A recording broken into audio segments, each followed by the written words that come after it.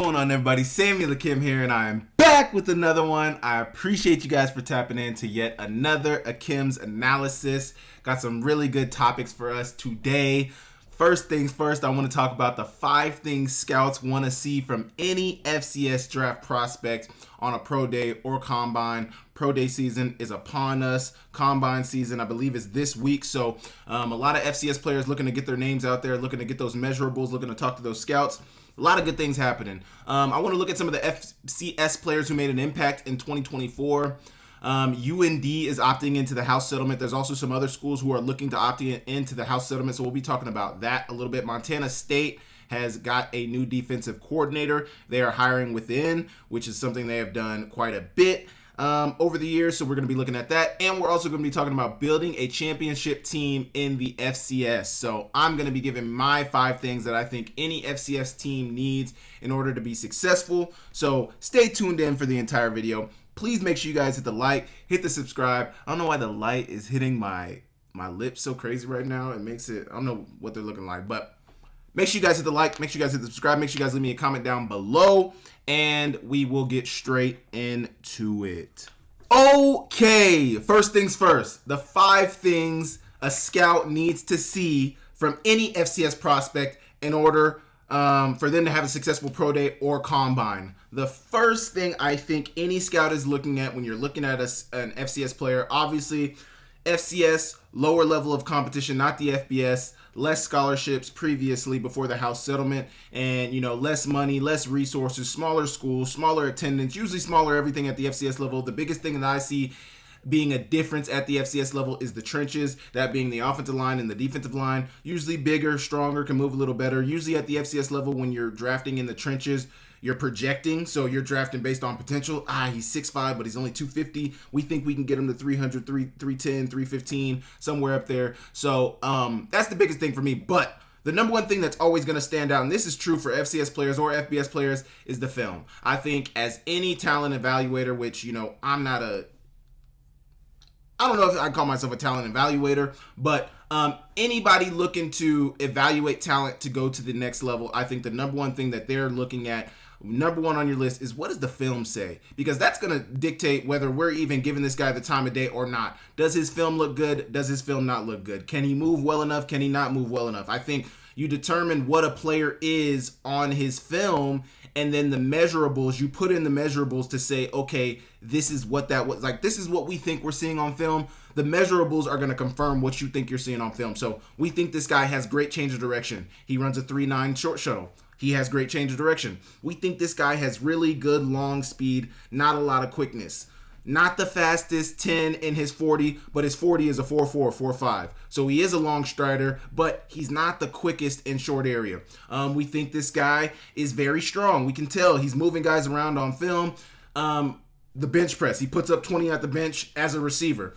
That confirms what we thought we saw on the film. So film, I think, is the number one thing as a talent evaluator that you're wanting to look at. Number one thing with the film is the production. So with film goes into production. So obviously we're looking at the film to make sure that you're actually a good player, to make sure that you're a productive player. But then, like I just used the word productive, what is the production? So say you're looking at a running back. You think he's big, you think he's fast, you think he does some good things well, but you don't know. I've heard good things about him. I've heard people who have seen him play, but I haven't watched him myself. Let me turn on the all 22 and figure out for myself what I think of this player. You turn on the film, he's running guys over, he's getting big explosive plays, and then you look at the numbers.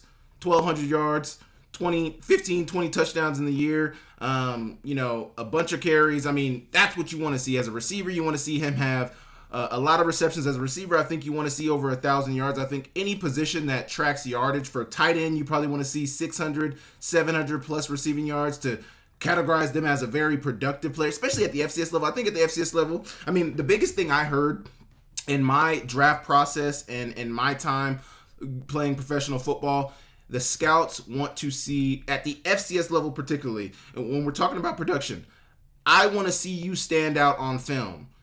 You're playing at a lower level of competition. You're about to go to the highest level of competition. You're going from a lower level in the college, not necessarily that it's super, super low, because they're still D2, D3 in AIA, wherever you categorize in AIA. I think FCS is the second right behind FBS.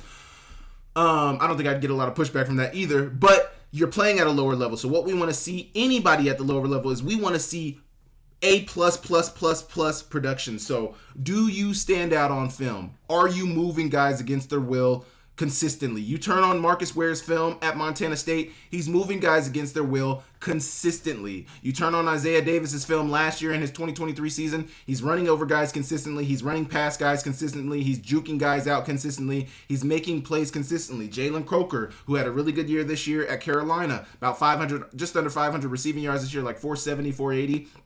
Really productive year at Holy Cross. Really explosive player at Holy Cross. They knew he had some of the measurables. They knew he would test pretty well, but they didn't know how well. They wanted to wait and see. I believe Jalen Coker actually went to the combine last year, but somebody who ended up getting drafted and showed out in his pre-draft process, and, it paid off for him, and he had the production.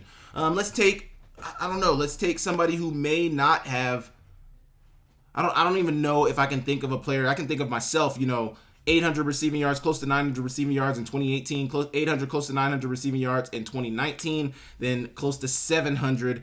So I never even hit 1,000 in my college career, and I think that's something that maybe hurt me.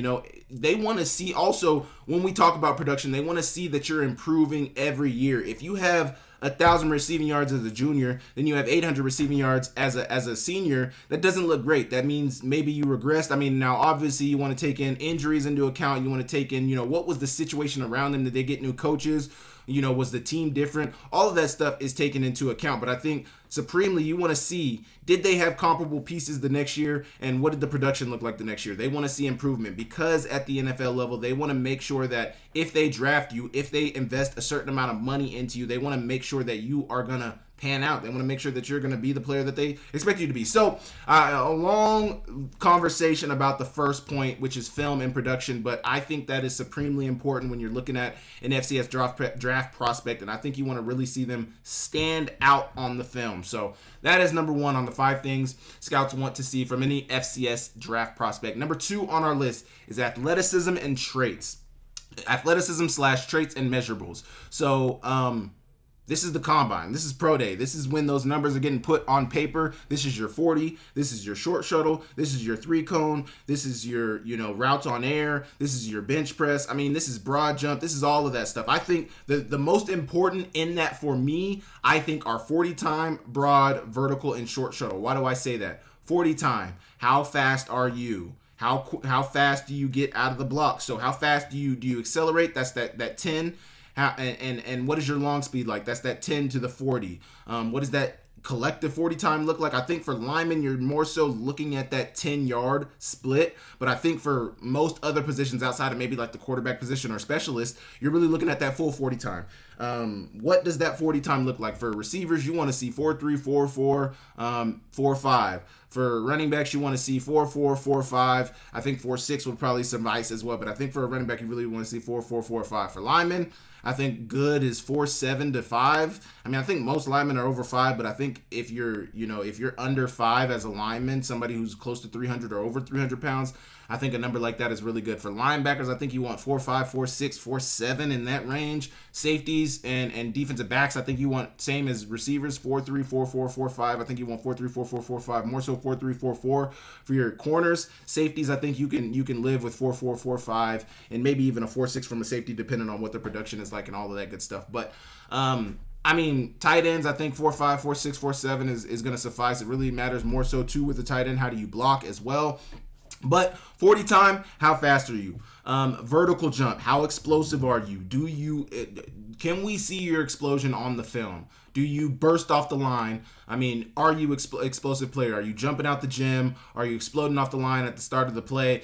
All of that stuff. Does it stand out on film? That's what that vertical is going to tell us or confirm to us. I think a lot of times when you see somebody with a high vertical in the 38s, 39s, 40s plus, I think you already see that explosion on the film. The vertical is just going to confirm that. Same with the broad jump. With the broad jump, you want to see 10, I think 10 and a half plus for really, really exclusive explosion. I don't even know if that's the correct term to use for that. But I think that the broad jump also kind of goes hand in hand with that vertical, testing that explosion, seeing how explosive you are as a player. That number is going to kind of dictate that whether you are or not. And then the short shuttle. How fast is your change of direction? I think kind of you can put the 3-cone in that as well, but I think the short shuttle more than the 3-cone is really change of direction.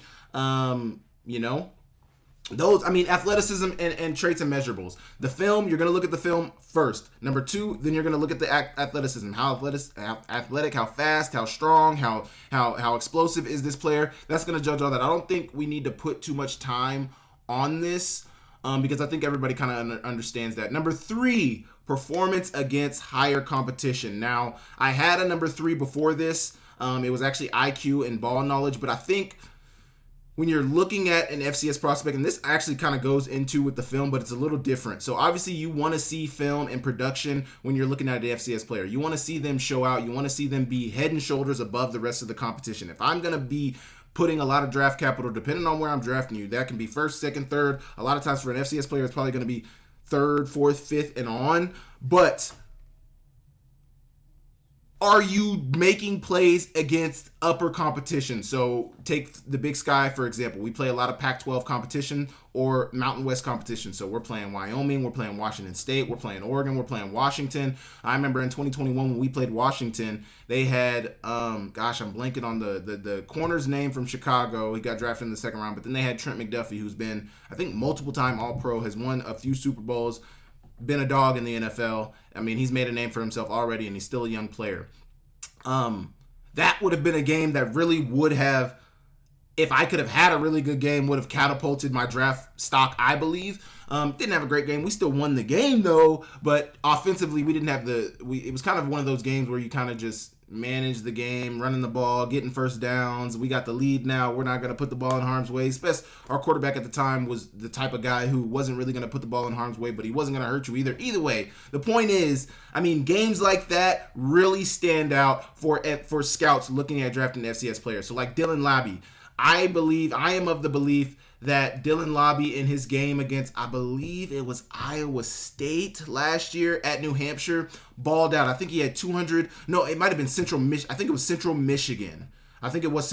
Had like 250 all-purpose yards, maybe something crazy. A lot of receiving yards, a lot of rushing yards. He had a really, really good game. I believe that's something that really catapulted him into that upper echelon of FCS draft prospects. I think he went in the 4th round. Really high, really good draft prospect. Didn't win a lot at school, but you see what he can do. He can catch out of the backfield. It's going to test well, and the production side lines up. He plays against upper competition. He still shines above everybody else. Still was probably the best player in that game. I think they lost, but still probably the best player in that game was Dylan Labby. He also had a really good quarterback in Max Brosmer, who was a really good prospect this year as well. But the point I'm trying to make is, what do you look like when you play against other prospective NFL talents? So that's another thing that I've talked about a few weeks ago when we were talking about the All-Star games. The All-Star games are really big for FCS players because we want to see you against other prospective NFL talent. At the FCS level, you're most likely going to be seeing a lot of talent that probably isn't NFL talent. So guys who probably aren't even going to make a practice squad, guys who probably aren't even going to be a mini camp guy. That's just the nature of the FCS. So when you get the opportunity against FBS competition, we want to see you ball out. I'll give you another player as an example. Keyshawn James Newby, who actually is going to New Mexico. I thought he was going to be a draft prospect going into this season, this 2025 draft season, but he's returning to college, COVID year or whatever it is. He's going with Jason Eck. He balled out against Wyoming and Oregon. He had 2 sacks against Oregon, the number 1 team in the country, nearly almost wire-to-wire number 1 team in the country. And then he had 3 sacks against Wyoming. Not a great FBS opponent, but still FBS. That is something that I think really catapulted him into the upper echelon of players in the Big Sky and at the FCS level. He didn't win the Buck Buchanan. He kind of fell off towards the back end of the season, but he was somebody who was a very early on look for the Buck Buchanan Award. I think after he started the season so hot, started to get a lot of attention on him. But doing something like that, having production like that, showing up like that against FBS competition is going to catapult you into the upper echelon of FCS draft prospects. So number 3 on the list is performance against higher competition. That is something that I think is extremely important. Some teams may not always get that opportunity to play against an FBS team. That's why it's very important when you get that opportunity to make the most of it. Number 4 is IQ. Interviews, ball knowledge, play recognition, all of that is very important. At the All-Star games, you get an opportunity to interview with NFL scouts. They're going to ask you questions about your character. They're going to ask you questions about your ball knowledge. They're going to ask you questions about play recognition, coverage recognition, whether it's offense or defense. I mean, all of that good stuff. They're going to ask you about what you saw. So they're going to put up a play that you did or a play that you were involved in and say, what did you see here? Why did you do this? You know, what made you make this decision? And they already have the answer in their head. They know what coverage caused the quarterback to go where he went. They know what coverage caused you to run the route the way you run it. They want to hear you speak about that. They want to hear you talk about. So it's cover 2. I have a fade route. The corner is playing hard flats. He's trying not to let me get outside, but we have an out route on the inside of me. So we have a 2-man, and I've talked about this in my breakdowns all the time, but I'm just trying to make it plain for you guys. As a receiver, they asked me, we ran a fade, an out concept, a quick out with a fade in 2x2. I'm the outside receiver. I ran a more fade, mandatory outside release fade. The defense was in cover 2. The scout asked me, why did you run the outside release like that? In the play, you can clearly see that the quarterback threw it to the inside, the quick out to the inside receiver. I went outside because I have a mandatory outside release. Why do I mandatory outside release? Because that corner is a hard, flat corner. If I go inside, that doesn't do anything to influence him not to widen and give more space for that inside quick out breaker. Now, that also means the inside receiver has to be aware that there is a hard, flat corner. He has to tight turn that out. He cannot run away from, he can't run out in that out. He can't keep running. You got to tight turn and sit in that hole. For me, though, I have to widen that window for him. That's why it's a mandatory outside release. I don't care how hard outside that corner is playing. I need to force that outside release to open up the window for the inside, receiver. That's kind of the questions that they ask, and that's kind of a very simple concept. That's kind of very simple, I think, for myself. But, you know, I think the questions are probably a little bit more in depth. They're going to test your knowledge a little bit more. They want to hear, I think there's buzzwords that they want to hear. They want to hear, you know, you're reading the triangle as a receiver. I'm looking at the outside, whether it's the nickel or that Sam Will linebacker. I'm looking at the safety. I'm looking at the corner. They want to hear you talk about coverages in the similar way that they talk about coverages. So is the language comparable? Or even if the language isn't comparable, is the knowledge there? Do we know that he knows what he's talking about? Maybe we got to get his language and the way we talk about it the right way, but is he on the right track? Does he know what the hell he's talking about? That's number 4. Finally, number 5, and least important, but all of these are very important when you're looking at FCS draft prospects: projectability and developmental ceiling. Can they transition to the NFL with further coaching? So I think I kind of touched on this a little bit earlier with production, athleticism. I think all of this kind of goes hand in hand, but they have their different intricacies. Projectability. Can we see him improving at the NFL level? So yes, I mean, I think when you get to this level in college football, when you get to the level of where you're ready to go play in the NFL, I think you should be a pretty polished product. Obviously, you're not the finished product. Obviously, you still got a long way to go. You're 20, 21, 22 in today's age, 24, 25 maybe sometimes, but usually 20, 21, 22, maybe 23. Can we see you improving more once we draft you? So we're gonna, like, obviously as an NFL play, like as a college player, you have to be very good to ball out against other college talent. But there's another level at the NFL. Those guys are the best of the best, the 1%, the strongest, the fastest, the smartest, the best coaching, the best GMs. I mean, all of it. And some of you guys who don't have good GMs or good coaching, you're like, are you sure about that? Trust me, the best coaches, the best players, the best GMs, the best minds are at the NFL level. That's why it's the highest level of American football in the world. Now, with that being said, I'll say it one more time.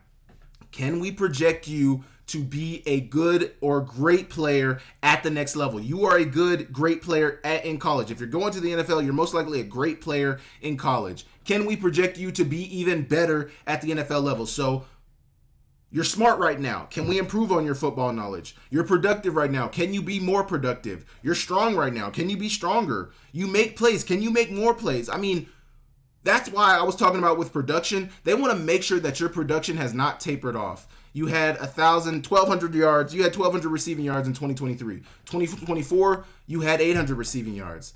That shows us that you took a step back. For whatever reason, you took a step back, whether that's coaching, whether that's your own doing, whether that's players around you, quarterback position. I mean, we don't know what it is, but optics, it doesn't look great. So can we project you? Does your potential tell us that you are going to improve once we draft you? That is 5th on my list. Number 1, we got film. in film, in quotes, we should put production. What is their production? But what does their film tell us? Do they change direction well? Do they catch the ball well? Do they read the hole well? Do they read defenses well? I mean, all of that stuff. I didn't even touch on any of that stuff, but the film, that all goes in with film. Are they reading coverages? Are they making the right read? As a quarterback, is he making the right read? So as a scout, I know coverages. If I know what play they're running and I kind of know how plays work, which you should as an NFL scout, do I know where he was supposed to go with this ball? Cover 4, they're running a pivot concept. The outside receiver running a 12-yard in, the inside receiver's running a pivot. It's zone coverage. The hook player does not hook up on the pivot route by number 2. The quarterback should go to the pivot route immediately. You don't wait on the in route. You take the money right there. That's a 5 to 6 yard route. He's going to catch it, hopefully get more than 5 to 6. But that's the kind of things that the scouts are looking at on the film. That's number 1. Number 2, athleticism, measurable. So 40 time, broad jump, vertical, bench press, all that good stuff. Short shuttle. Number 3, performance against higher competition. What did you do when you played against better competition? What did you do when you played against NFL level competition? That's number 3. Number 4 is IQ, ball knowledge. Now, I think performance against higher competition and IQ are probably interchangeable, but I like the way I have it right now. If you guys think it should be something different, you guys let me know down below. Number 4 is IQ, and number 5 is projectability, potential, all that good stuff. You guys let me know what you guys think about the 5 things that I think scouts are looking for in FCS prospects on Pro Day or Combine during the pre-draft process. You guys let me know what you guys think about all of that, and we will move on. Okay, we want to shift over a little bit right now to head coaching, not even head coaching, coaching changes within the Big Sky Conference, particularly at Montana State. All of my Bobcat viewers, I appreciate you guys for supporting the channel. Congrats on the new defensive coordinator. Now, let's talk about this real quick. They promoted Shawn, why am I bringing on his name? Shawn Howe to defensive coordinator to replace Bobby Daly. Now, one question I had, which I don't know, Bobby Daly and, gosh, why am I bringing on Daly's name? Number 19, Daly at Montana State. Gotta assume they're related, right? Somebody let me know down in the comments. But Shawn Howe, they were promoting from within to defensive coordinator. I believe he was co-defensive coordinator per NBC Montana. He was co-defensive coordinator in 2024, and this is now his that was his 5th season in Bozeman. I think this next season will be his 6th season, either 5th or 6th. He's coming up on his 5th or 6th season in Bozeman. One thing I do appreciate that Brent Vegan has done during his time at Montana State is promoted from within. Because one thing you look at when you look at Brent Vegan at Montana State is I think he stepped in and found immediate success. He had a really good quarterback in Tommy Mellott. He had a really good defense, had some good pieces on defense, had some good pieces on offense. They were able to find success immediately. And with that, you always want to keep continuity. With offensively, with defensively, you want to keep continuity. One thing Brent Vegan has done is hired from within from coaches who knew the scheme that was run there previously. We're going to hire up, we're going to promote up, and let some guys who have been in the system get their opportunity. I appreciate that from an opportunity standpoint, but I also appreciate that from a continuity standpoint. That keeps terminology the same, that keeps play calling the same, that keeps probably schematically, you're probably going to run a very similar, if not the same defense. I mean, it keeps everything the same. Jody Owens moves from safeties to linebacker, and Brian Shepard will coach safeties. John Baptiste, full-time D-line coach. So, coaching changes at Montana State. Little quote in the NBC Montana article from Brent Vegan. He said, moving our defense forward will be a task of the returning defensive staff members, Vegan said in a press release. Led by Shawn Howe, I look for that group, Jean Baptiste, Jody Owens, and Brian Shepard, to all have an elevated role, and we will lean into their collective time spent together working within our system and with our current players. These moves put each one of them in a position that highlights their individual strengths and will allow for continued growth within our program. Great job, Coach Vegan. Congrats to Montana State. Congrats. I mean, promoting from within, new changes on the defensive end. I mean, that also says something about those coordinators as well. The fact that they're taking new jobs, the fact that they're getting job offers other places. I mean, I think there's a sign there if you have a coaching staff that is not getting other job offers from other, not necessarily that they suck or anything like that, but like, I mean, let's be real. If nobody else wants you, why should I want you? Like, come on, man. Like, the reason that in society today that, you know, I mean, I don't know what I'm trying to get at, but I think it also says something that Vegan has coaches and coordinators who are wanted by other teams, that are wanted by other head coaches, that are wanted by other places. I mean, the fact that they're wanted, I mean, they did just go to the national championship, so let's be real here too. In Montana, they had a good year in 2023. Their defensive coordinator is now in the NFL. I think that's actually what happened at Montana State too, if I'm not mistaken. But I know somebody within the Big Sky had just taken a college or an NFL job. I can't remember where it was at, but Montana State, quick topic here. Montana State promotes within from Shawn, Howe, promoted to defensive coordinator. Will be exciting to see what they're able to do. I know spring will be a big learning time for them to be able to learn. If there is schematic changes, that'll be the time to learn it. Obviously, they're going to be incorporating a bunch of new players into this scheme in Bozeman. So I think a lot of eyes are going to be on that. But, you know, the Big Sky is really up for grabs this year.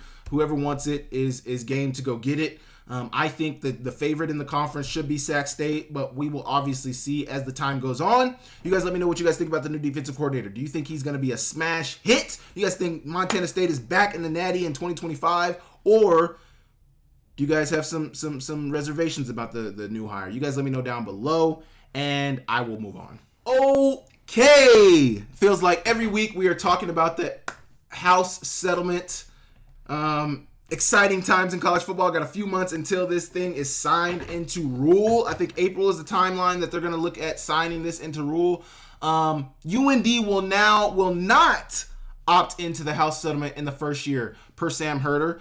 He also posted online, and Youngstown State posted that they will be opting into the House settlement. I'm very interested to know if South Dakota State, South Dakota, North Dakota State will be opting in. I think, man, I don't know. It's so hard to judge right now, but seems like all of the Dakota schools are leaning toward not opting in during the first year, is what Sam Herder says. FCS schools that he has seen that are opting in this year are Southern Illinois, Youngstown State, Montana State, Sac State, and the entire CAA. So far, that's all the schools that have, you know, kind of said that they are going to be opting in. There are schools that have said, like North Dakota, that said they are not opting in. But Montana State is an interesting one for me because I kind of thought that, well, I've talked to some sources within the Big Sky landscape that kind of believe that Montana State is a little better set in terms of NIL than the school at Montana, the school in Missoula.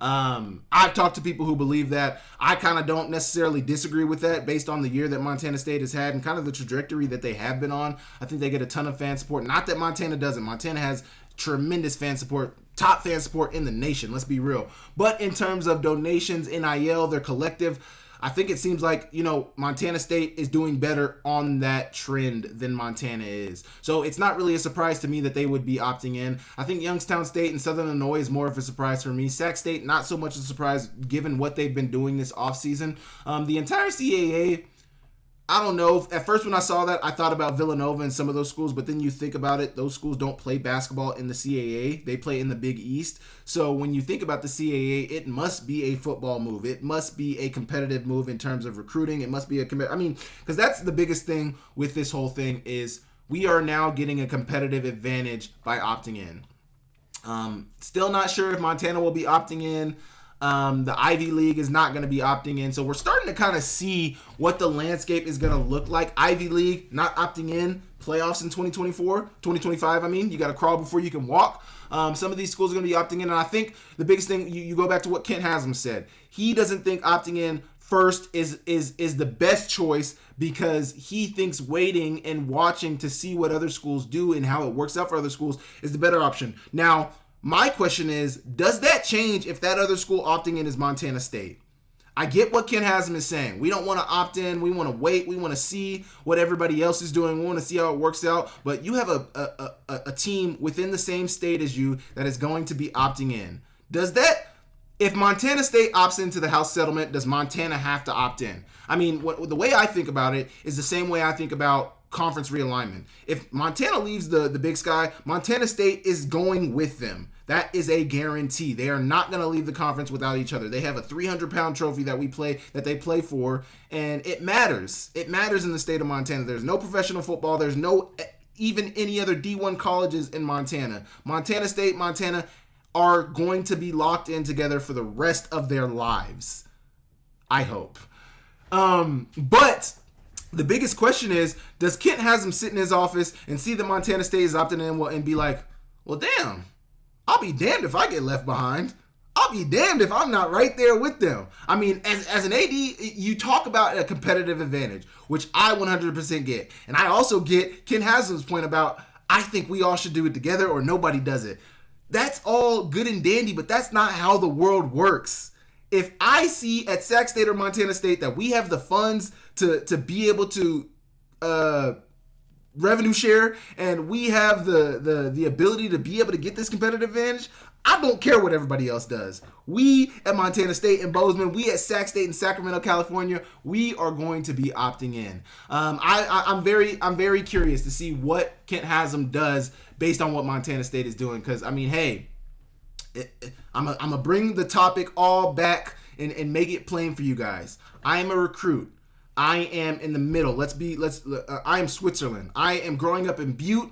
I'm a 3-star recruit out of Montana, which is it's amazing. I'm a 3-star recruit out of the state of Montana. Both Montana State and Montana are recruiting me. I take a visit to Montana State. They show me their amenities. They show me their facilities. They show me their building and indoor. They just won the Big Sky Conference. They just went to a national championship, came up a little short by 3 points, but things are looking good at Montana State. They also tell me, hey, when you sign here as a freshman, you'll be making $20,000 a year, $15,000 a year.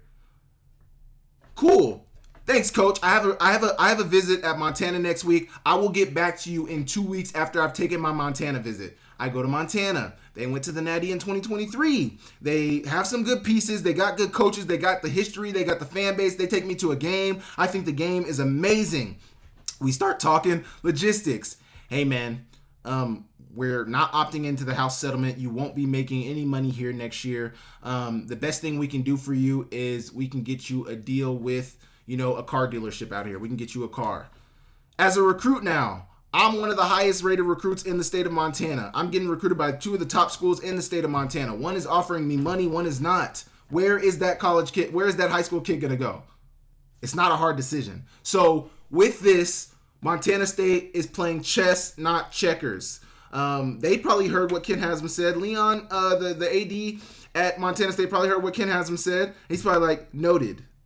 I mean, all of this stuff is a competitive advantage. The things that these ADs are talking about right now, I mean, these are big conversations being had. And I think that Kent Haslam's point about all or nothing is good in theory, but that's not how the world works. If I can get a competitive advantage over my rival, you think I'm going to say, yeah, let's both opt in so we can both keep it on an even playing field? I mean, we've been on an even playing field, and Montana State has been winning the rivalry the last 8 to 10 years. They've had the better advantage in the rivalry. So, I mean, F an even playing field. I don't care about that. Get your competitive advantage however you can. But what do you guys think about some of these schools opting in? Do you think the whole FCS should just opt in? Obviously, budgets are a big concern with an FCS school opting into the house settlement. Do we have the money to afford it? And if we don't currently have the money to afford it, where is that money coming from? Obviously, Montana State has a pretty good collective already in place. How are we going to transition our collective into the athletic department? There's probably going to be some merging of jobs. There's probably going to be some merging of departments or whatever that looks like. But if they're going to opt in, it's going to look a little different. You guys let me know in the comments what you guys think about that, and I will move on. Okay, now I want to look at, the reason, if you guys are always wondering what I'm doing when I'm grabbing down there, for you listeners, I'm grabbing a cover for you guys watching. It gets a little cold in this office, so I keep a cover at my feet. Sometimes it's off my feet, sometimes it's on my feet, but I start sweating. I'm wearing a hoodie, I'm wearing a hat. I just did my hair yesterday. My scalp is burning. Man. Okay, next thing we want to talk about is FCS players who made an impact in the NFL in 2024. There's not a lot of players on this list. I was hoping to find a little more when I did my research. If you guys know any that made a bigger impact. Now, these are younger players, not guys who have been in the NFL for a while. I'm saying 2 to 3 year FCS players who made an impact this year. I probably missed some. I'm almost certain I missed some. I just picked a few. I wanted to give them some of these guys their flowers. Number 1, Jalix Hunt. Eagles, Houston Christian University, formerly Houston Baptist University. He played for the Eagles. He was active, I believe, all year, a good majority of the year. He had 12 solo tackles, 1.5 sacks, 2 forced fumbles, and the biggest thing, he was a Super Bowl champion, man. I mean, a great rookie season for Jalix Hunt. I mean, impressive. He had a really, really good year. I think he had like half a sack in the Super Bowl, if not a sack in the Super Bowl. I can't remember. I remember seeing him in the Super Bowl. I think it was number 59 or something like that, but had a good year. Number 2, Jalen Coker, Carolina, and he played at Holy Cross in the FCS. 32 receptions, 478 yards, 2 touchdowns on an average of 15 yards a catch. That's a great season. I mean, at the NFL level, as a rookie player out of the FCS to get almost 500 yards on 32 receptions and 2 touchdowns, I mean, that is a good year. There are 5-year, 10-year players in the NFL who aren't getting that much in a season. So, great season from Jalen Coker. I did a breakdown on him last year. You guys don't have to watch that, but really explosive player out of the FCS in 2023. Now, making his bones and making big plays at the NFL level for Bryce Young and... can't even blanking on their coach right now. Dave Canales, I think. Might not be Dave Canales. I think it's Dave Canales. Really good year for him. Number 3. Now, we don't have any numbers for this guy, but Mason McCormick, Steelers, South Dakota State. I don't think he was starting the entire season. I think he was starting a good portion of the season. You guys can let me know in the comments. Was he starting the whole season? I know he was starting a vast majority of the year. I can't remember if he was the day 1 starter, the first game starter, week 1 starter. But Mason McCormick, really good year. Obviously, the Steelers were a playoff team. Who'd they lose to, though? Can't even remember who they lost to.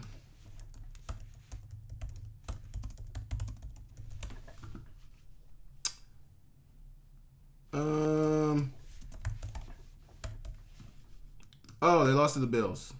No, that was last year. Did the Steelers make the playoffs this year?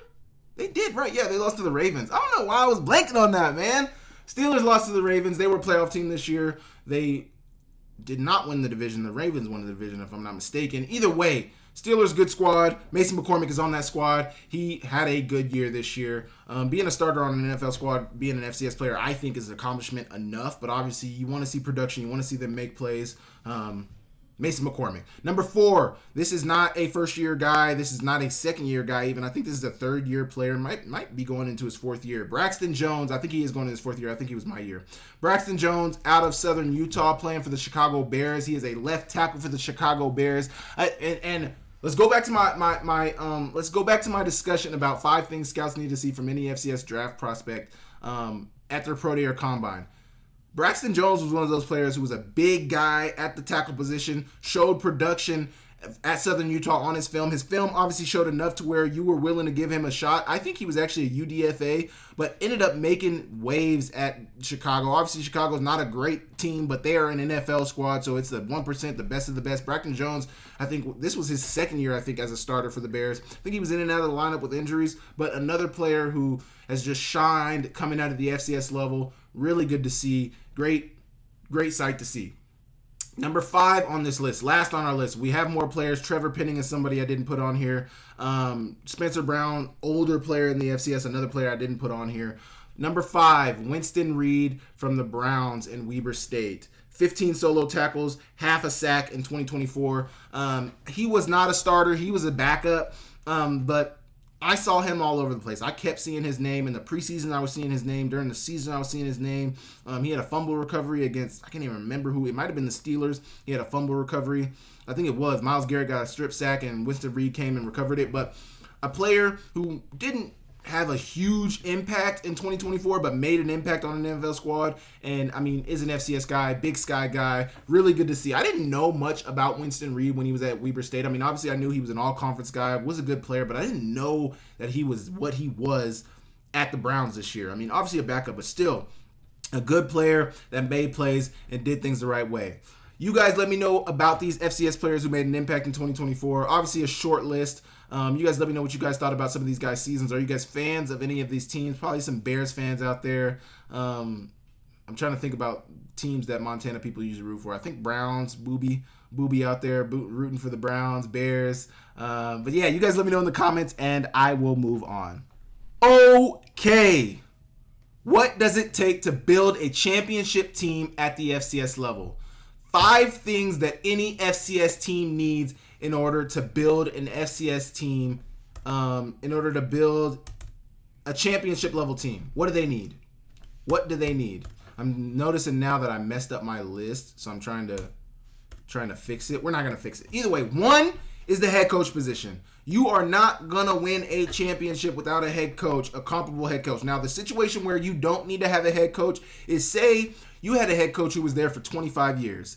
They built a culture. They built a system to where it can run itself. The players, the seniors, the veteran leadership on the team is going to run itself. The coach is going to push his messaging that is always going to be the same, and the culture is going to run itself. A situation like that I think is like that is North Dakota State. It doesn't really matter who the head coach is. The culture is the culture. They're going to operate the way they operate, and they're going to be successful no matter what. They think they are supposed to win no matter who they are playing against, and national championship or bust is the expectation.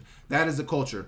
Now, say you have a situation like that, and a new head coach comes in, similar to Jimmy Rogers. Now, they had won the year before with Jimmy Rogers on the staff, but Jimmy Rogers carried that over into the next year to win another national championship, and even made it to the semis the year after that.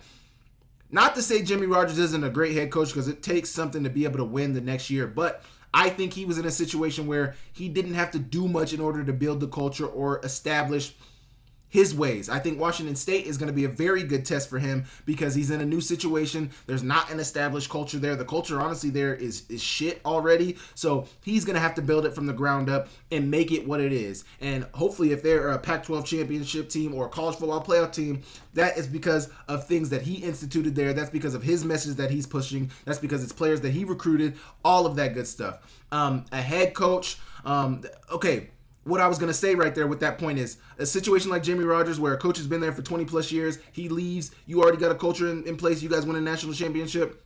I don't think that's necessarily the situation you're looking for. You're looking for a culture builder, a leader, a Dan Campbell, a Jim Harbaugh, John Harbaugh, a Mike Tomlin. You're looking for somebody like that can come in and build their culture and send a message out that makes players want to play for them. A lot of times messaging is very, very important in college football. At any sport, the messaging is important. What is the collective message that we're all pushing out there that we're all going to use? So for Coach Howe, I mentioned this before.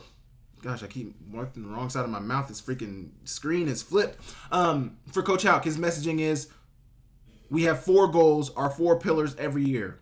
Get your degree, beat the neighbors, win the conference, win the natty. Those are our goals. And there's other messaging within that. Return to dominance was a message. You know, there's messages every year. For Montana State, their message was 1-0. They're trying to go 1-0 every week. When that is a collective message from the entire team and everybody believes in it and everybody wants to do something in order to push that message, that's when you're going to have the best team. Brent Vigen has shown that he is somebody who can push a message and help it reflect to the whole team to where everybody wants to be wants to live in that identity and wants to push that messaging out. It was Brent Vigen has shown to be able to do that at the highest level.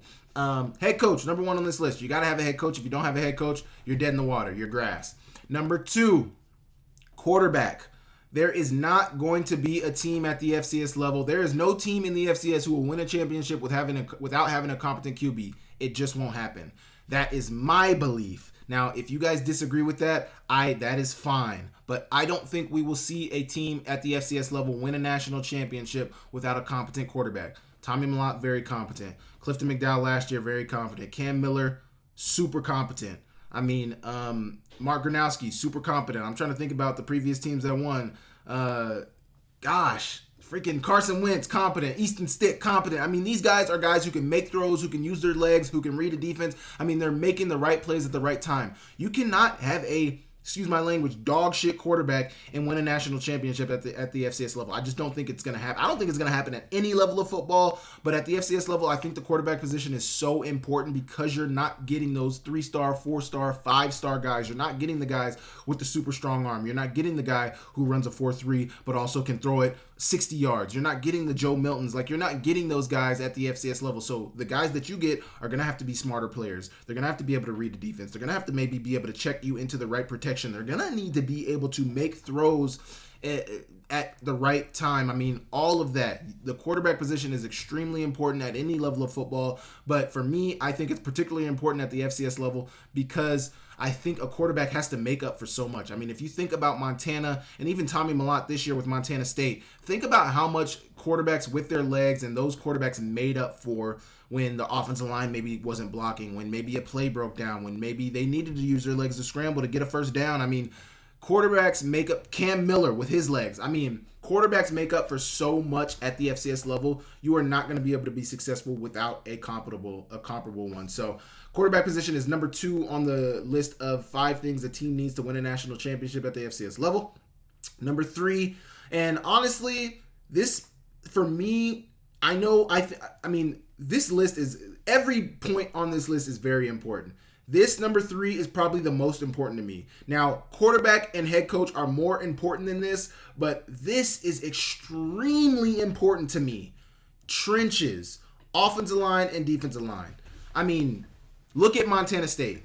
Look at North Dakota State. Look at South Dakota State. Teams that dominate in the trenches. Look at South Dakota. Teams that are vicious in the trenches. Constantly putting players to the next level on the D-line. I don't even know about the D-line, but the offensive line, these are schools in South Dakota State, South Dakota, and North Dakota State that are consistently, even North Dakota, consistently putting offensive line into the NFL. That is a sign that we are we are recruiting good players who can make a difference in the trenches. You need good trench play to win at any level of football. I mean, everything I've mentioned is things that you need to win at any level of football. You need a good head coach to win at college, to win in high school, to win in the NFL. I mean, you need a good head coach. You need a good quarterback to win at college, to win in high school, to win in the NFL. I think in high school, you don't necessarily need a really good quarterback to win, but I think in college and NFL, you do. The trenches, same. You need it in college, you need it in high school, and you need it in the NFL.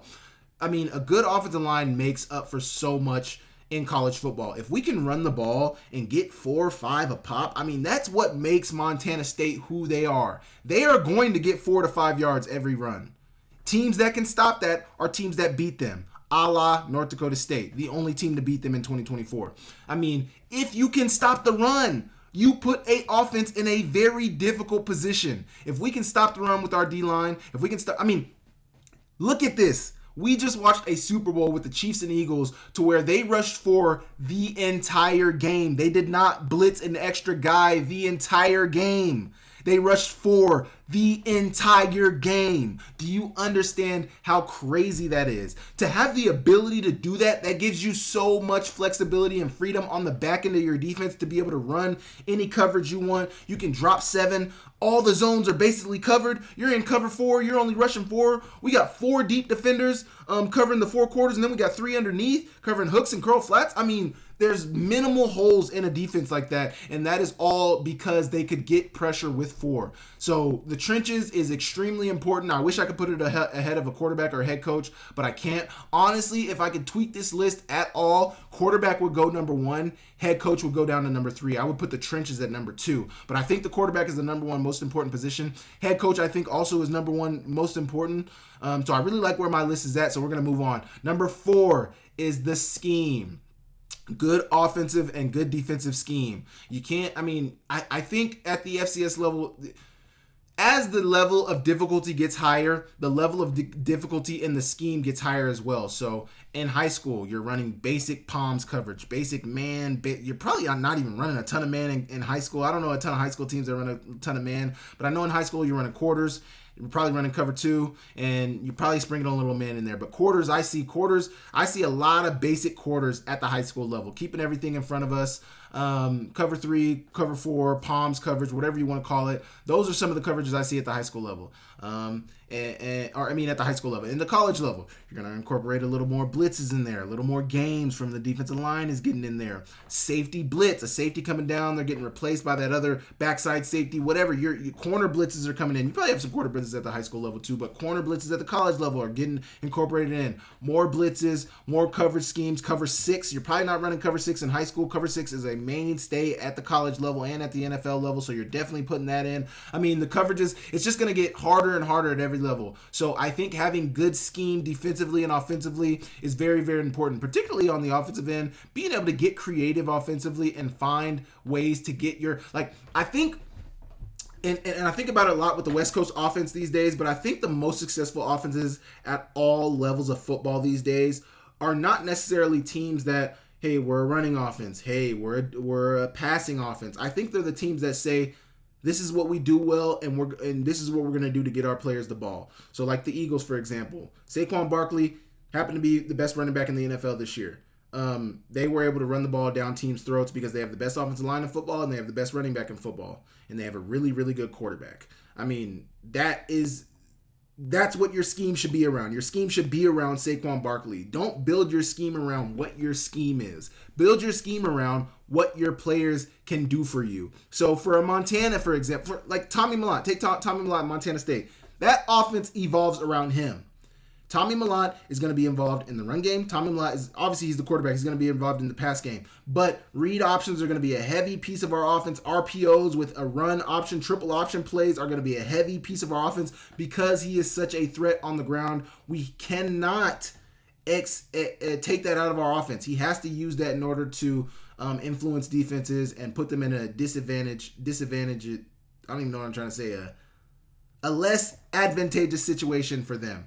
So scheme is really big. That's number 4 on the list. And then number 5, which I think maybe could go above number 4, but that is elite player development.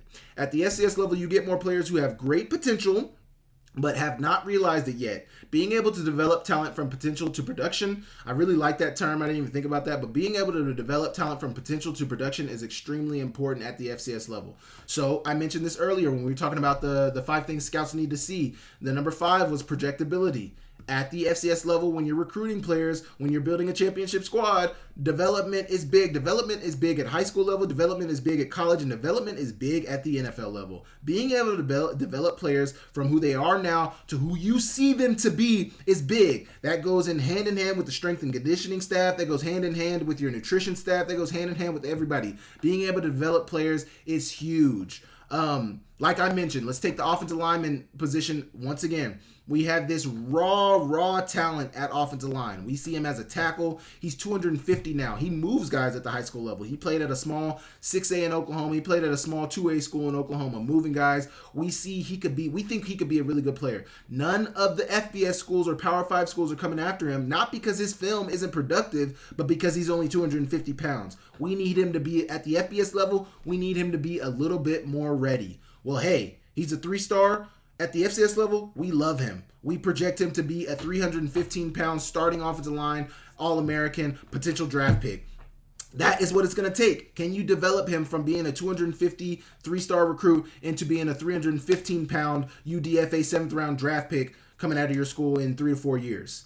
I mean, that is what the player development is about. Can we teach him what he needs to know at the offensive line to be able to protect, to be able to move his feet? Can we develop him into the player that he needs to be? Player development is super huge. The best teams in FCS develop well. Montana State, North Dakota State, South Dakota, Montana can be up there. Idaho is up there with Jason Eck. I don't know what they're going to be now going forward, but, James Madison, when they were in the FCS, great player development. I mean, when you see a player turn into what you think he can be, I mean, it's very, very important. Very, very important. And being able to project what you think he can be, being able to one project. What is he now? What do we think he could be 4 years down the line? That is very important. But what is he now? What do we think he could be here 4 years down the road? How do we get him there? Is extremely, extremely important. How are we going to develop him to be where he's going to be? So let's go back down the list.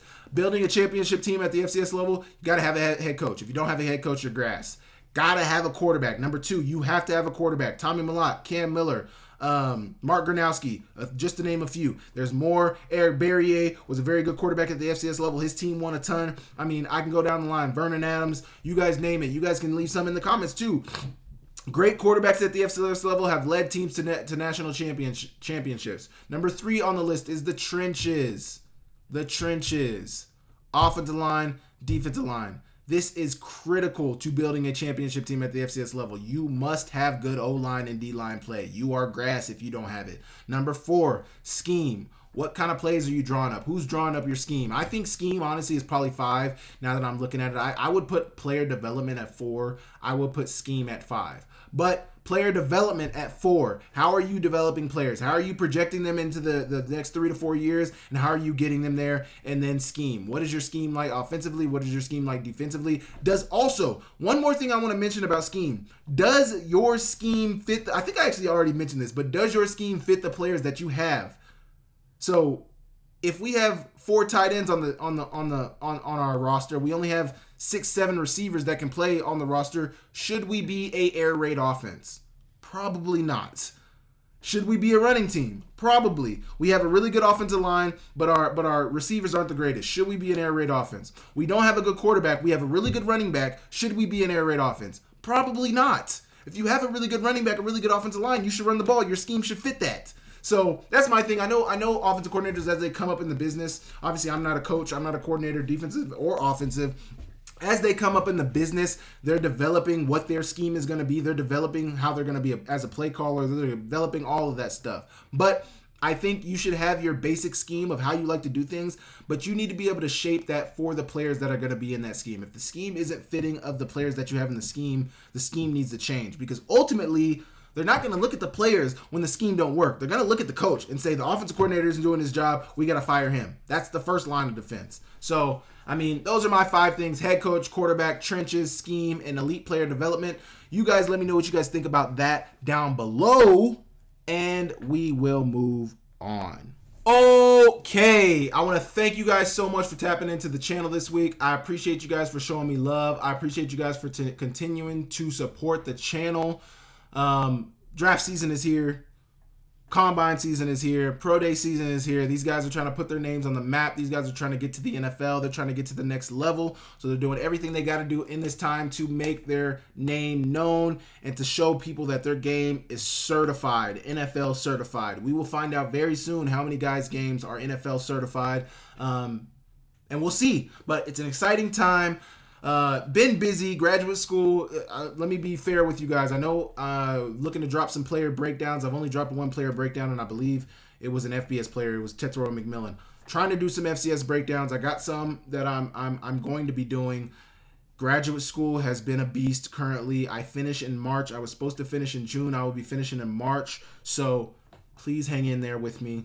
Gonna be getting to the player breakdowns. Gonna be getting into all of that. Haven't been dropping a ton of videos. Been dropping my Akem'S analysis weekly, obviously, but other videos haven't been dropping as much. So we're going to get back to that. I appreciate you guys for hanging in there with me. Please share the videos. Please hit the like, hit the subscribe button. Make sure you guys leave me a comment down below. Let me know anything you guys want to see, anything you guys want to see me talk about, anything you guys want to see me cover, anything you guys want my thoughts on. Leave those all down below. I will catch you guys next time. See you later.